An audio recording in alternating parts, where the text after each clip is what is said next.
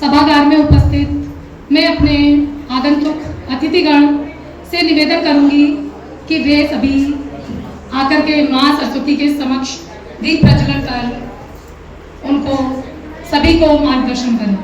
दीप ज्योति परम ज्योति, दीप ज्योति परम ज्योति, दीप ज्योति जनार्दनः, दीपो हरतु मे पापम्, दीप ज्योति नमोस्तुते, शुभं करोतु कल्याणम्, आरोग्यं सुख संपदः, द्वेष बुद्धि विनाशाय, आत्मज्योति नमोस्तुते, आत्मज्योति प्रदीप्ताय, ब्रह्मज्योति नमोस्तुते, ब्रह्मज्योति प्रदीप्ताय, गुरुज्योति नमोस्तुते।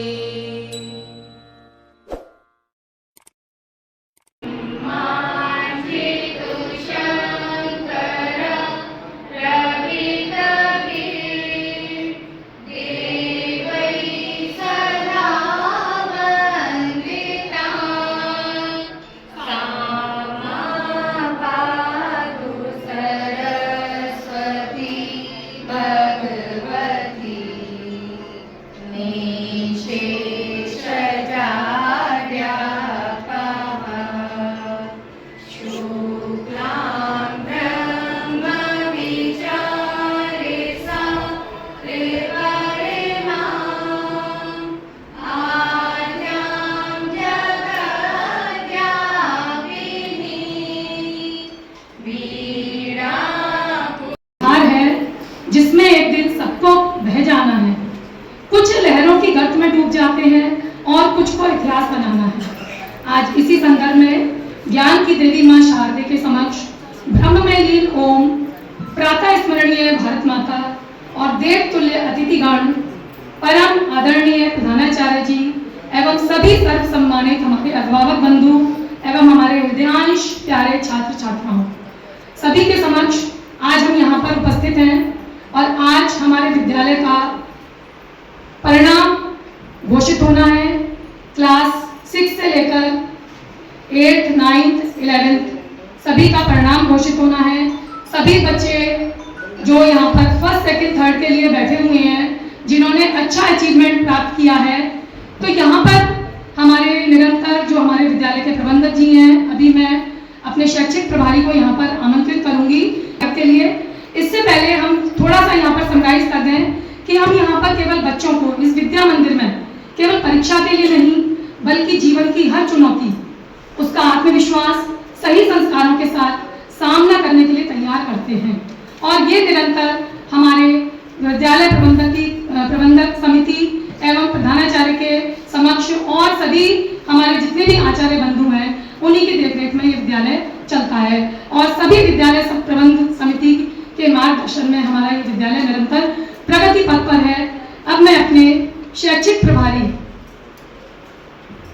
माननीय अशोक जी को आमंत्रित करूंगी कि वे आकर उनका सभी हमारे अतिथिगण का परिचय एवं स्वागत करें। ज्ञानदायिनी मां सरस्वती के चरणों में नमन।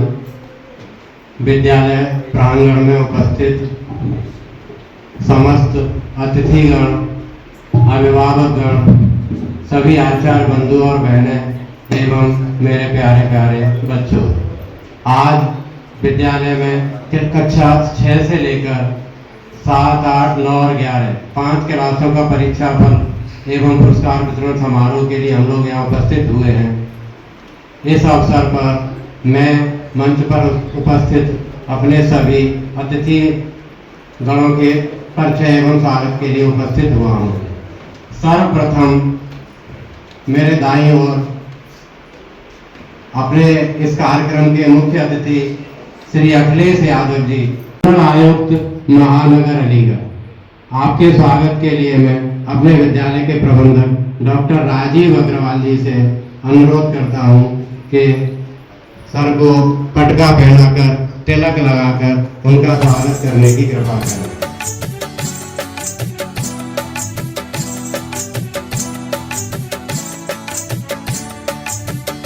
उनके स्वागत के लिए मैं विद्यालय के प्रधानाचार्य श्री विजय प्रकाश जी से अनुरोध प्रबंधक जी का तिलक लगाकर पटका पहनाकर स्वागत करने की कृपा करें। प्रधानाचार्य।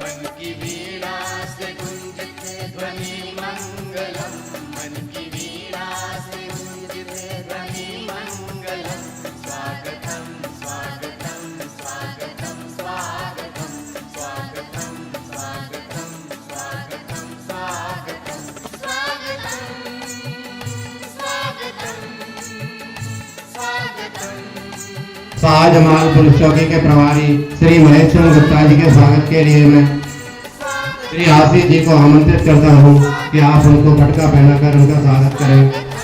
श्री आशीष जी। परिचय की इसी श्रृंखला में श्री योगेंद्र जी, मुख्य आरक्षी शाहजमाल पुलिस चौकी, मैं अपने आचार्य पंकज जी को आग्रह करता हूं कि आकर उनका पटका पहनाकर स्वागत करें। पंकज जी बेसब्री से इंतजार करते हैं और ऐसे सभी छात्र बधाई के पात्र हैं जिन्होंने अपनी कक्षा में प्रथम द्वितीय तृतीय स्थान प्राप्त किया है। उन्हें ही यहाँ पर सभागार में बैठने का मौका मिला है। छात्रों के विकास वंदनीय और अभिनंदनीय है और यहाँ सभागार में उपस्थित है। मैं सभी जी को आगे के कार्यक्रम के लिए सभी के स्वागत एवं परिचय की श्रृंखला में एवं तिलक लगाकर उनका स्वागत अभिनंदन करें।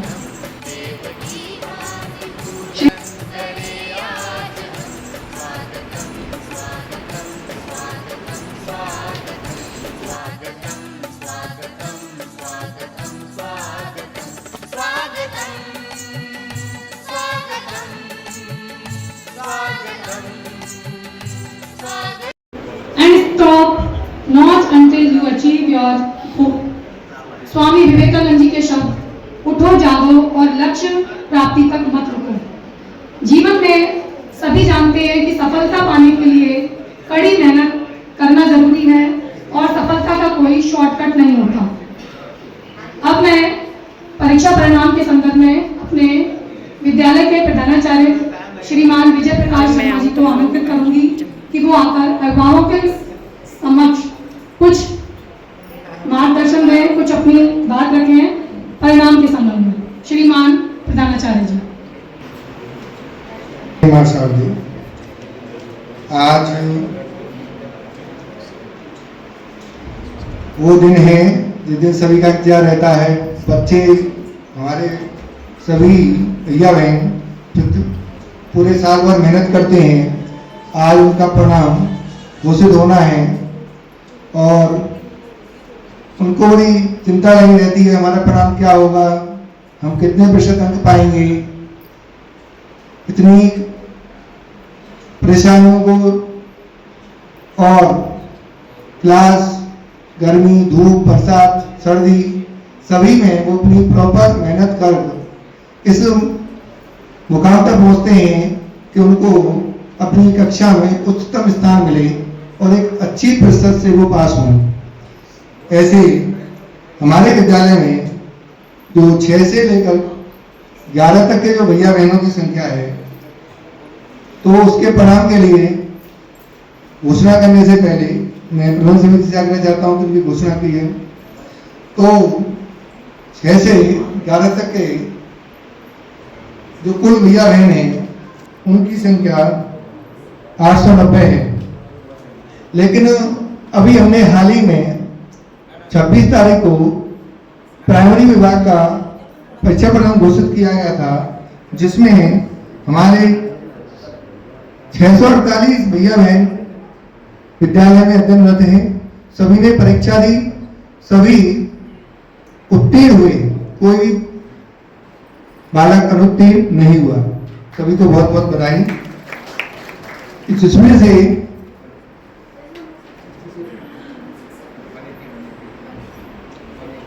वर्तमान में 256 भैया बहन हमारे 10वीं बोर्ड परीक्षा में इस समय परीक्षा दे रहे हैं और जिनमें से 254 भैया बोर्ड परीक्षा में सम्मिलित हुए हैं। 2 भैयाओं की तबीयत या कुछ परेशानी की वजह से वो परीक्षा नहीं दे पा रहे थे, तो 256 में से 254 भैया 10वीं बोर्ड परीक्षा में इस समय सम्मिलित हुए इस वर्ष। उसके बाद 12वीं के बोर्ड में 180 भैया में सम्मिलित हुए हैं, उनकी परीक्षाएं चल रही हैं। आज भी परीक्षा है और 30 की परीक्षा है। 30 तारीख को उनकी परीक्षा समाप्त हो जाएंगी, उनका परिणाम बाद में आएगा। तो कुल मिलाकर के इस समय हमारे बोर्ड परीक्षा में सम्मिलित हो रहे हैं, लेकिन हमारी जो गृह परीक्षा है उसमें 6 से लेकर के 11 तक के जो भैया बहनों की संख्या है वो 890 है, जिनमें से 853 भैया बहन उत्तीर्ण हुए हैं और 21 भैया बहन अनुत्तीर्ण हुए हैं। इसलिए विद्यालय का परिणाम 97.64 रहता है। इसलिए सभी को बहुत बहुत बधाई। उपस्थित विद्यालय के सम्मानित प्रधानाचार्य महोदय और योग्य मेहनती शिक्षक गण, यहाँ पधारे हुए समस्त भाई एवं बहनों, भाई उनके माता पिता और यहाँ पर उनका हौसले को बढ़ाने के लिए उनके जो पेरेंट्स आए हैं, मैं आज के इस अवसर पर आप सभी का स्वागत करता हूं और उन बच्चों को शुभकामनाएं देता हूं जिन्होंने पूरे साल मेहनत करके इस दिन का इंतज़ार किया होता है कि एक दिन रिजल्ट घोषित होगा और जो हमारी परंपरा रही है कि हम उनका मूल्यांकन उनके मार्क्स से करते हैं, नंबरों से करते हैं कि कौन बच्चा कितना मार्क्स ले आता है। तो उस मेरिट लिस्ट में जिन बच्चों का नाम आया है, आज हम लोग उन्हें सम्मानित करेंगे और सम्मानित करने का कारण भी बनता है क्योंकि बच्चे ने पूरे साल मेहनत करी है और एक ही उद्देश्य लेकर मेहनत करता है बच्चा कि हम अपनी क्लास में बेहतर करें। तो जो उद्देश्य था उस उद्देश्य की पूर्ति हुई है, तो ये हमारे लिए, उस बच्चे के लिए, उनके माता पिता के लिए ये बड़े गौरव का विषय होता है कि हम बच्चे के जिस रिजल्ट के लिए पूरे साल मेहनत करते हैं वो आज वही पल आया हुआ है। तो इसके लिए मैं उन बच्चों के साथ साथ उनके माता पिता जो आए हैं उनकी भी मेहनत उसके साथ जुड़ी है। जो टीचर हैं उन्होंने पूरे साल बच्चे के बेहतर परिणाम के लिए मेहनत किया होता है, तो उन टीचर्स के लिए भी मैं धन्यवाद देना चाहूँगा जो उन्होंने पूरे साल उनके लिए मेहनत करी है। उनको वो सुविधाएं प्रोवाइड कराने के लिए प्रिंसिपल साहब हैं, मैनेजर साहब हैं, इन लोगों का भी सहयोग अपेक्षित होता है। उन्होंने बेहतर इंफ्रास्ट्रक्चर सुविधाएं उपलब्ध कराई जिसके कारण जो है ये संभव हो पाया। तो एक टीम के रूप में ये काम हुआ होता है, इसलिए आप सभी इसके लिए धन्यवाद के पात्र हैं। मैं आप सभी का तहे दिल से शुक्रिया अदा करता हूँ। ये बच्चे हमारे वो नगीने हैं जो एक साल के तराशने के उपरांत इतना बेहतर रिजल्ट लेकर आए हैं। निश्चित रूप से अगर इन पर और बेहतर परिश्रम किया जाए तो ये आगे हमें और बेहतर परिणाम देंगे। बच्चों, आज एक पायदान आप ऊपर आए हैं, आपने मेहनत करके दिखाया है कि आपके अंदर वो योग्यता है, वो क्षमता है जिसका आप प्रदर्शन करके यहाँ आए हुए हैं। आप इस ज्वाला को बुझने नहीं देना, आपको और आगे बढ़ना है। ये तो एक सीढ़ी है, आगे बहुत ही सीढ़ियाँ आपको आगे बढ़ना है, चढ़ना है। और एक बच्चे के लिए यही मोटिवेशन आगे लेके जाता है। आपको इस मोटिवेशन को हमेशा बनाए रखना है। आज के जीवन में जो परिवर्तन हो रहे हैं वो आपको सबसे महत्वपूर्ण चीज जो सीखनी है वो है अनुशासन। आज बच्चों में जो इंटरनेट के प्रति, मोबाइल के प्रति, टीवी के प्रति जो आकर्षण बढ़ा है, निश्चित तौर पर आपका जो कंसंट्रेशन था उसको डाइवर्जन करने का काम किया है। यह एक हमारे लिए सकारात्मक टूल के रूप में आया था, लेकिन हर चीज की प्रयोग करने की एक तरीका होता है। यदि हम उसको सकारात्मक रूप में प्रयोग करते हैं तो हमारे लिए वो सदुपयोगी होगा, किंतु यदि उसका बहुत अतिरेक प्रयोग करना हमारी जो कंसंट्रेशन है, पढ़ाई के प्रति हमारा जो डिवोशन है, उसको डाइवर्जन करने का काम करेगा। इंटरनेट का प्रयोग हमको केवल अपनी सूचनाओं को बढ़ाने के लिए करना है, वह कभी परंपरागत पढ़ाई का विकल्प नहीं बन सकता है। आपको स्क्रीन पर उतना ही टाइम देना है जितना आपके स्वास्थ्य के लिए और आपकी शिक्षा के लिए आवश्यक है। यह अवधि क्या होगी, यह आपको खुद से निर्धारित करना पड़ेगा। आपको यह तय करना पड़ेगा कि कितना समय हमें टीवी पर देना है, कितना हमें मोबाइल पर देना है और कितना हमें पढ़ाई पर देना है। और मैं आपको ये सुनिश्चित करना चाहता हूं, मैं आज ही का उदाहरण बताता हूं। मैं अभी आ रहा था, रास्ते में एक बच्चा स्कूटी पर बैठा हुआ मोबाइल देख रहा था, सुबह के 9:30 बजे। मैं सोच रहा हूं कि यदि हमारा युवा इतना समय को वेस्ट करने का समय रखता है तो हमारे देश का भविष्य क्या होगा। हमारा देश एक बच्चे को पालने के लिए क्या क्या नहीं खर्च कर रहा है। बच्चे की प्रेगनेंसी से लेकर उसकी जन्म, पढ़ाई, उसकी जो प्री प्राइमरी है, फिर प्राइमरी है, माध्यमिक है, आगे की पढ़ाई है, आईआईटीज हैं, या उसके ऊपर की पढ़ाई है, या मेडिकल करने जाता है तो एम्स बने हैं। हर स्तर पर सब्सिडी है या फ्री की पढ़ाई है। प्राइमरी में फ्री खाना है, फ्री पहनना है, फ्री में सारी चीजें, शिक्षा है। इतना खर्च करने के उपरांत भी बच्चे के पास इतना समय है कि वो सुबह 9 बजे मार्केट में स्कूटी पर बैठकर फोन चला रहा है। यह किस चीज का संकेत है? निश्चित रूप से अगर एक बच्चे के पास इतना समय हो गया है कि उसको बर्बाद करने के लिए घंटों पड़े हुए हैं, तो निश्चित रूप से वो समय को नहीं बर्बाद कर रहा है, खुद को बर्बाद कर रहा है। आपके लिए एक एक मिनट बहुत महत्वपूर्ण है। मैं नहीं कह रहा हूं एक एक मिनट आप पढ़ाई करिए, वो हो सकता है कि आप एक मिनट खेल में निकालिए, खेलिए, कोई प्रोडक्टिव खेलिए। आप कबड्डी खेल सकते हैं, आप बैडमिंटन खेल सकते हैं, आप क्रिकेट खेल सकते हैं, आप जो भी खेलने में आपको मजा आ रहा हो आप वो खेल सकते हैं। यूज तो हो रहा है मिनट का आपके। लेकिन आप सुबह 9 बजे बिना किसी काम के मोबाइल चला रहे हैं बैठ के, उसकी क्या उत्पादकता है सिवाय झगड़े के? और क्या उसमें आपको सीखने को मिलता है? उसका नॉलेज द्वयम दर्जे का है, कोई प्रामाणिकता नहीं है कि वो सही है कि नहीं। और आपकी अभी कच्ची उम्र है, हम बता दें कि ये चीज ऐसे होता है, आपको पता नहीं है वो सही बता रहा है कि गलत बता रहा है, आप विश्वास कर लेते हैं, तो क्या हो गया? जब आपको क्लास में सही चीज बताई जाएगी तो आप कंफ्यूज कर जाएंगे कि हमने तो मोबाइल पर सीखा था कि ऐसे नहीं ऐसे होता है, गुरुजी बता रहे हैं कि नहीं ऐसे नहीं ऐसे होता है, तो सच्चाई क्या है आपको पता ही नहीं है।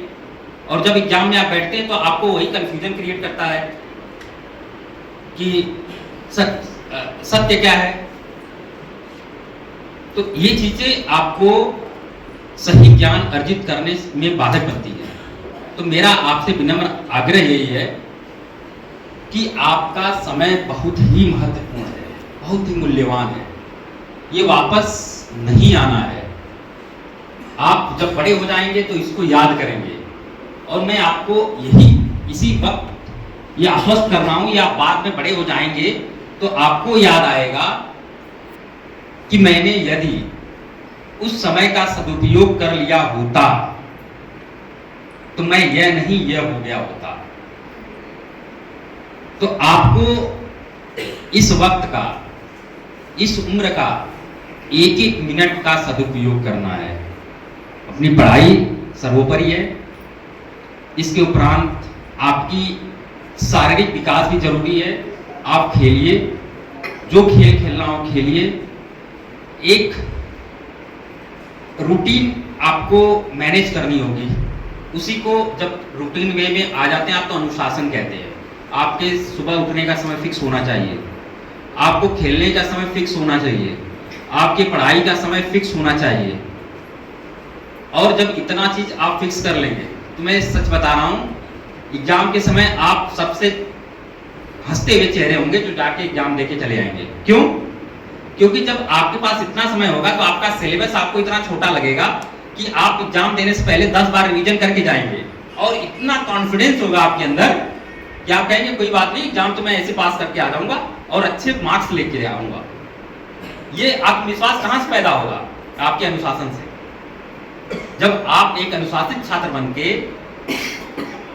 अपना समय निर्धारित किए होते हैं कि नहीं इतना हमको पढ़ाई पर देना है, इतना खेल पर देना है, इतना आपके शारीरिक विकास पर देना है, इतना मानसिक विकास पर, तो निश्चित तौर पर आपके पास इतना समय होता है कि आपको अपना सिलेबस बहुत छोटा लगता है और उस छोटे से सिलेबस को आप इतना बार रिवीजन कर लिए होते हैं कि आप इतने कॉन्फिडेंस के साथ हर परीक्षा में जाकर प्रतिभाग करते हैं कि घर आकर अपने पेरेंट्स को बताते हैं कि नहीं ये तो मैं ऐसे बहुत इजीली कराया और अच्छे मार्क्स लेके आऊंगा। पहले से घोषणा कर देते हैं। ये कॉन्फिडेंस कहां से पैदा होगा? ये आपके अनुशासन से पैदा होगा। तो आपको अभी छोटी उम्र है, आप इस शरीर को जिस तरीके से ढालेंगे वो ढल जाएगी। बस आपको इसी के अनुसार आगे उस अनुशासन को आगे बढ़ाना है। जब आप बड़े हो जाएंगे तो मैं देखता हूं कुछ बच्चे क्या करते हैं, रेड लाइट है फिर भी उनको इतनी जल्दी है बाइक की, रूल तोड़ते हुए जाएंगे। क्यों? ऐसी नौबत क्यों आई? क्योंकि वो लेट निकले घर से, इसलिए उनको जल्दी पहुंचना है, इसलिए उनको रूल्स ब्रेक करने हैं। तो ये सारी दिक्कत कहां से है? अनुशासन की। अगर वो समय से करते, समय से तैयार होते, समय से स्कूल के लिए रेडी होते, समय से स्कूल पहुंचते, आपको रेड लाइट ब्रेक करने की क्या जरूरत है? बट ये हमारी आदत बन जाती है और हम उससे बाहर नहीं निकल पाते हैं। तो ये हमारी सबकी जिम्मेदारी है।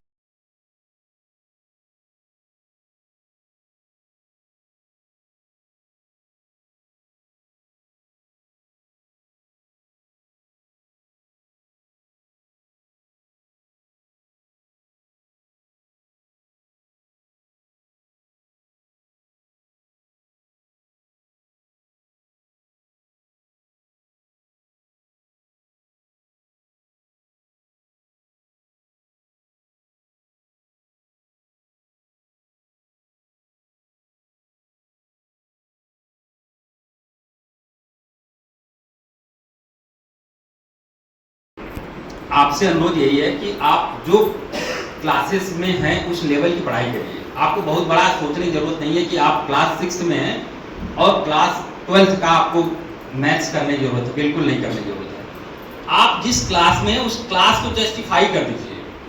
आप क्लास 6 में हैं, आपको क्लास 6 तक कितने न्यूमेरिकल्स आने चाहिए, कितनी हिंदी आनी चाहिए, कितनी इंग्लिश आनी चाहिए, कितना जनरल नॉलेज आना चाहिए, कितना एनवायरनमेंट आना चाहिए, कितना साइंस आना चाहिए, सारी चीज़ें आप अपनी क्लास के अकॉर्डिंग करिए और अकॉर्डिंग टू एनसीईआरटीज करिए। एनसीईआरटी जो है हमारे भारत सरकार की जो है वो मानक पुस्तक है, तो इसलिए आप उसके अकॉर्डिंग करिए। आप जैसा मैंने कहा अनुशासित होकर पढ़ाई करेंगे तो जो सिलेबस है बिल्कुल कवर करते हुए चलेंगे। हमेशा दो रास्ते मिलेंगे। एक रास्ता मिलेगा कि ये क्वेश्चंस मैं कर लूँगा तो मेरे मार्क्स बिल्कुल 90+ आ जाएंगे, इसको पढ़ने की जरूरत नहीं है। एक रास्ता ये आएगा पढ़ लेते हैं सारा, मार्क्स को ठीक है देख लेंगे जो भी आएंगे, अभी हमारे मार्क्स मायने नहीं रखते। मेरा आपसे कहना यही है कि आपकी ये अवस्था कोई कंपटीशन अभी क्रैक करने की नहीं है, आपको नॉलेज गेन करने की है। तो आपका जो सिलेबस है सारा सिलेबस पढ़ो, हो सकता है कि उससे थोड़े कम मार्क्स आए, बट सेलेक्टिव पढ़ने की अभी जरूरत नहीं है। आप जब कॉम्पिटिटिव एग्जाम दीजिएगा, जब आईएएस या किसी भी परीक्षाओं में बैठिएगा, तब आपको वहाँ स्ट्रेटजी बनानी पड़ती है कि सिलेबस बहुत ज़्यादा है तो क्या पढ़ें क्या नहीं पढ़ें। लेकिन अभी आप छोटी कक्षाओं में हैं तो आप पूरा सिलेबस कवर करिए। इसके बाद आपको हमेशा कॉन्सेप्ट को समझने का प्रयास करना है कि वो चीज़ है क्या। जैसे आप एनर्जी पढ़ते हो कि एनर्जी है क्या, तो दो तरीके हैं पढ़ने के कि हमने उसकी डेफिनेशन याद कर ली और एग्जाम में जाके लिखा है और मार्क्स आ गए। हमें इस चीज़ को समझने का प्रयास करना चाहिए कि अत्याधुनिक जो डेली यूज की चीज़ें हैं उसमें हमारी एनर्जी का कैसे कंजम्पशन है, कैसे यूज कर रहे हैं। तो जब आप उदाहरण के माध्यम से किसी चीज़ को समझ लेते हो, जैसे एक बच्चे के दिमाग में जब साइंस पढ़ रहा है तो ये आना चाहिए कि एक बार ये क्वेश्चन आया भी था मेरे ख्याल से, कभी परीक्षाओं में पूछा गया था कि ये फैन चल रहा है, ये ऐसे ही क्यों चल रहा है, ऐसे क्यों नहीं चल रहा है। क्योंकि जो ये इस तरह की परीक्षाएं होती हैं IAS, PCS या जो भी इस तरह के कॉम्पिटिटिव एग्जाम होते हैं, उसमें नॉर्मली ऐसे क्वेश्चन आते हैं जो हमारे वातावरण में दिखते हैं, देश दुनिया में क्या हो रहा है, हमारे इन्वायरमेंट में क्या हो रहा है। तो एक जिस बच्चे के अंदर क्यूरियोसिटी होती है उसके अंदर जो है ये क्वेश्चन स्वाभाविक तौर पे आ जाते हैं कि नहीं। वो थॉमस एल्वा एडिशन जब उन्होंने बल्ब खोजा होगा तो आखिर उसके दिमाग में क्या आया होगा, ये इलेक्ट्रिसिटी जो है कैसे जो है लाइट में कन्वर्ट हो सकती है। तो ये एक तरीका है सोचने का। जो बच्चा इस तरह से सोचना शुरू करता है तो उसके अंदर ढेर सारे क्वेश्चंस आते हैं कि अच्छा इसका अल्टरनेट क्या हो सकता है, ये ऐसा ही क्यों होता है, अर्थ पर ही हम क्यों रहते हैं, हमारे जो है इतने ग्रह हैं, उपग्रह हैं, सारे हम और जगह भी तो रह सकते हैं, तो वहां क्या दिक्कत है, क्यों नहीं रह पा रहे, या क्या वहां हम ऐसा कर दें कि वहां रहने लायक हो जाए। ये चीजें जो है बच्चे के अंदर स्वाभाविक तौर पर जिज्ञासा को बढ़ाती हैं कि नहीं इसमें अगर इस तरह से हम परिवर्तन कर दें। मंगल पर रिसर्च चल रहे हैं तो मंगल पे क्या क्या दिक्कतें हैं, क्यों नहीं इंसान रह पा रहा है, क्या हम वहाँ ऐसा कर दें कि नहीं वहाँ रहने के लिए जो है अनुकूल स्थितियाँ पैदा हो जाएं। तो ये एक बच्चे के अंदर क्यूरियोसिटी जब स्वाभाविक तौर पे आती है तो उसका जवाब ढूंढने का प्रयास करता है। फिर से जिन भैया बहनों ने स्थान प्राप्त किया है और जो यहाँ हमारे सभागार में उपस्थित हैं, एक बार सभी छात्र छात्राओं को आपकी मेहनत और पढ़ाई के लिए बहुत बहुत बधाई देते हैं सभी विद्यालय परिवार की ओर से। और यह सिर्फ सफलता की शुरुआत है, आगे और भी मंजिलें हासिल करनी है। इसी संदर्भ में श्रृंखला को आगे बढ़ाते हुए मैं अब उन भैया बहनों को आमंत्रित करूंगी। पंक्तिबद्ध होकर के भैया बहन आएंगे और उनके लिए क्लास 6 और मैं अपने अतिथिगण से भी अनुरोध करूंगी। जोड़ना है तुझे ऊंचा, परों को खोल के रख, कसौटी वक्त की है, हौसलों को तोल के रख।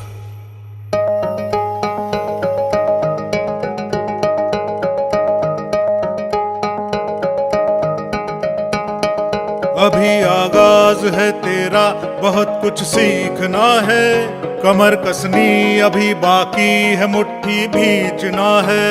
अभी आगाज है तेरा, बहुत कुछ सीखना है, कमर कसनी अभी बाकी है, मुट्ठी भींचना है।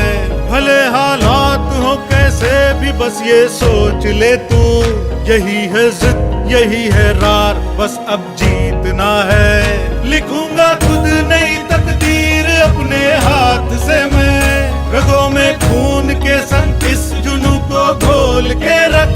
कसौटी वक्त की है, हौसलों को तोल के रख। जोड़ना है तुझे ऊंचा, परों को खोल के रख। कसौटी वक्त की है, हौसलों को तोल के रख। जोड़ना है तुझे ऊंचा, परों को खोल के रख।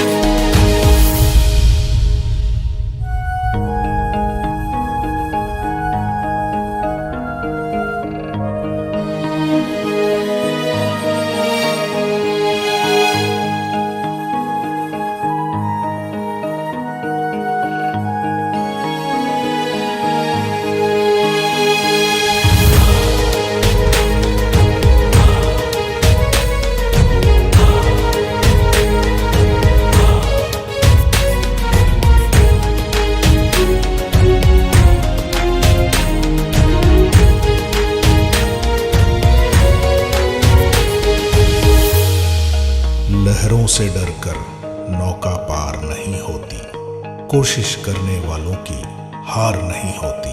अभी तो जंग है जारी, अभी हारा नहीं है तू, जो सहले तंज सारे ऐसा बेचारा नहीं है तू। अभी तो जंग है जारी, अभी हारा नहीं तू, जो सहले तंज सारे ऐसा बेचारा नहीं तू। भरोसा रख खुदा पे और अपने हौसलों पे, तुझे तो चांद बनना है कोई तारा नहीं तू। करेंगे वो जो करना है, जो चाहेंगे वो होगा, ये अब तू ठान ले, तकदीर से भी बोल के रख। कसौटी वक्त की है, हौसलों को तोल के रख, जोड़ना है तुझे ऊंचा, परों को खोल के रख। कसौटी वक्त की है, हौसलों को तोल के रख, जोड़ना है तुझे ऊंचा, परों को खोल के रख। कसौटी वक्त की है, हौसलों को तोल के रख, जोड़ना है तुझे ऊंचा, परों को खोल के रख। ला ला ला ला ला ला ला ला ला ला ला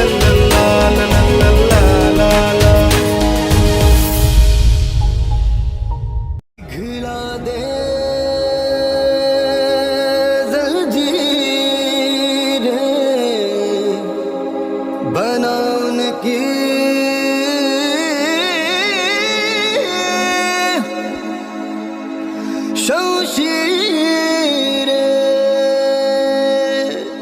कर हर मैदान फतेह ओ बंदिया, कर हर मैदान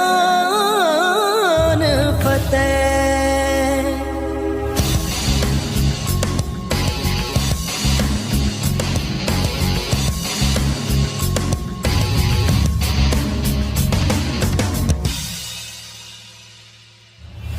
घायल परिंदा है तू, दिखला दे जिंदा है तू, बाकी है तुझ में हौसला है। तेरे जुनून के आगे अंबर बना ही मांगे, कर डाले तू जो फैसला। रूठी तकदीरें तो क्या, टूटी शमशीरें तो क्या, टूटी शमशीरों से ही हो। कर हर मैदान फतेह, कर हर मैदान फतेह, कर हर मैदान फतेह रे बंदिया, हर मैदान फतेह। कर हर मैदान फतेह, कर हर मैदान फतेह, कर हर मैदान फतेह रे बंदिया, हर मैदान फतेह। इन गर्दिशों के बादलों पे चढ़ के, वक्त का गिरेवा पकड़ के, पूछना है जीत का पता, जीत का पता। इन मुट्ठियों में चांद तारे भर के, आसमां के हद से गुजर के, हो जा तू भीड़ से जुदा, भीड़ से जुदा, भीड़ से जुदा।